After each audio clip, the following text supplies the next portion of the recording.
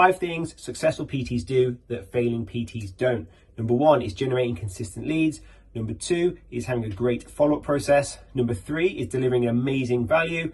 Number 4 is handling objections effectively. And number 5 is having a world-class onboarding service. Now let's take a deep dive into each of these now. So with lead generation, it comes down to 3 things: having a specific target, having a high volume, and having a consistent schedule. By running activities that focus on a specific member, it massively increases the chances that that type of member is going to come over to you, and also then gives you the opportunity to deliver a high amount of value to that specific member. And the byproduct of this is that there's a higher chance they're going to book into a taste session or consultation at the first time you meet them.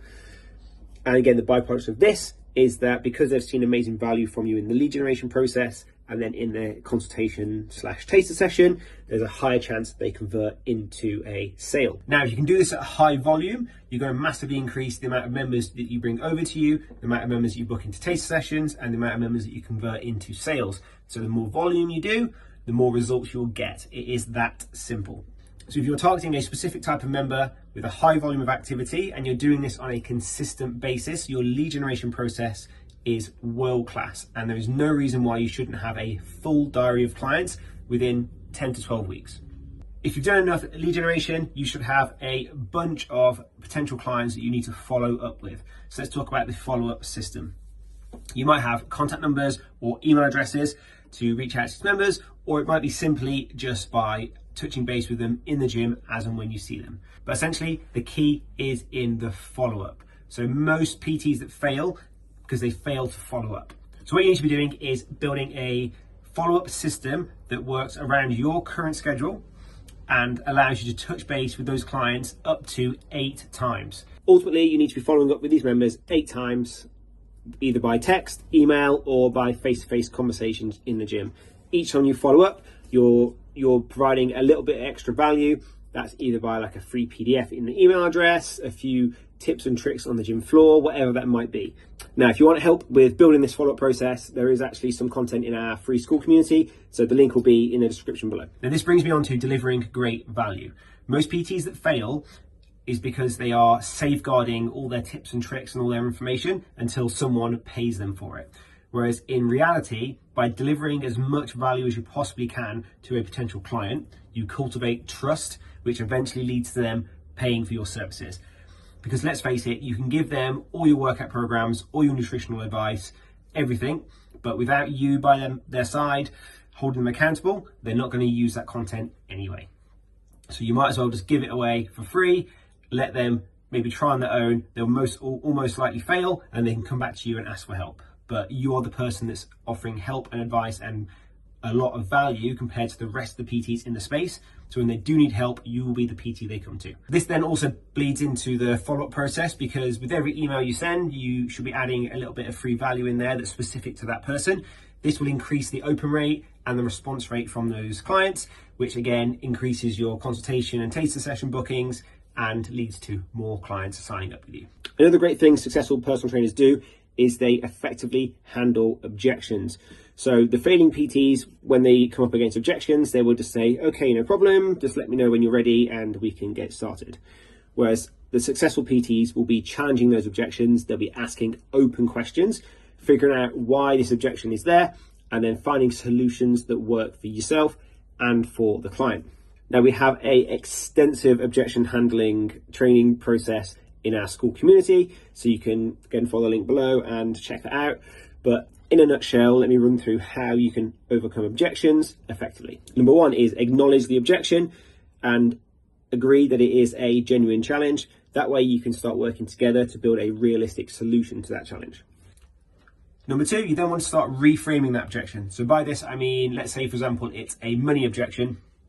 You want to move away from, oh, it's too expensive, and start reframing it as an investment. So what are the benefits of them investing this money into your program? So reframing that objection. You then want to link it back to their emotional ties to their original goal. So why are they sat in front of you in the first place? What is the goal they're looking to achieve? What's their emotional connection to that goal? And how does, again, using money as an example, how does investing this money help them solve the problem that's causing this emotional pain that they're currently in. And number 4 is suggesting a solution. So there's a number of ways you can do this, but my favorite one is the A-B option. So giving them an A and a B option, rather than saying, do you want to sign up or not? You can say, do you want to pay in installments or do you want to pay upfront? This way, it's not a conversation of, are you signing up? It's, how do you want to get this done? So again, there's an extensive guide in our Skool community, but essentially if you can walk through these 4 steps, this is the very simple crash course of how you can effectively handle objections. Number 5 is that world-class onboarding service.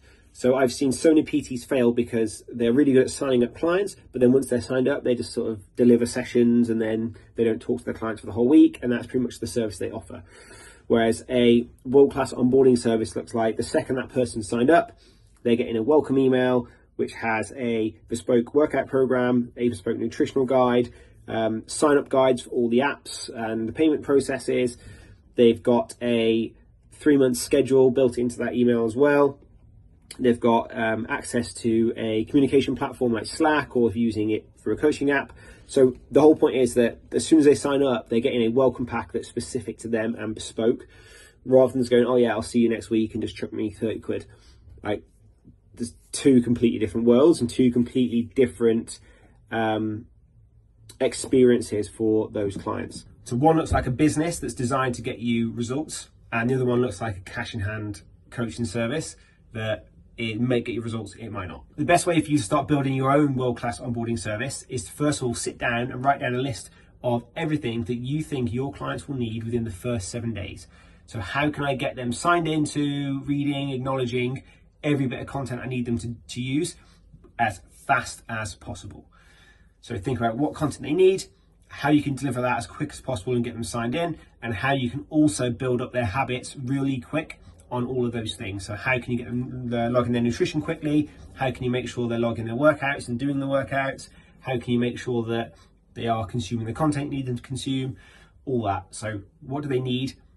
How do I get them signed up to it as quick as possible? And how do I get them to adhere to this as quick as possible? And that is sort of the framework for your world-class onboarding service. The key message here, guys, is that the difference between a PT that is doing 8 to 10 sessions a week and struggling to fill their diary consistently, and those PTs that are doing 25 to 30 sessions a week consistently, is that they are doing these 5 things consistently every single day, and they're making sure that they are delivering a world-class service for their clients, and they are constantly building a pipeline of new clients into their business. Now, if you are a gym-based PT and you are stuck at around sort of 10 to 8 sessions per week, and you can't really seem to consistently fill your diary, we want to help you. We will guarantee to get you to 25 paying clients within 12 weeks.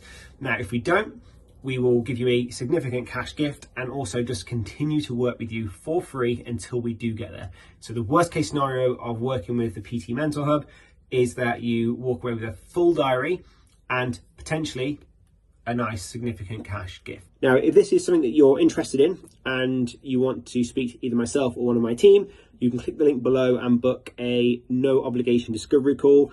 That way we can discover if we are the right fit for your business and that we can actually help you. So hopefully we will be chatting to you soon.